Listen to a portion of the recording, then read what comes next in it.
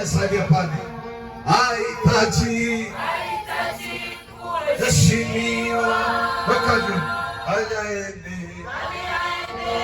hayatafute.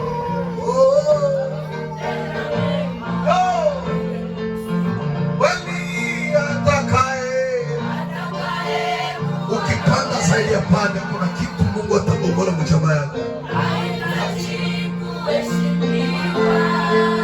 Basi aende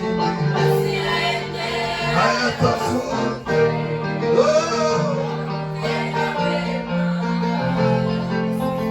Tena atakaye kuchako kitu hahitaji kuheshimiwa. Basi aende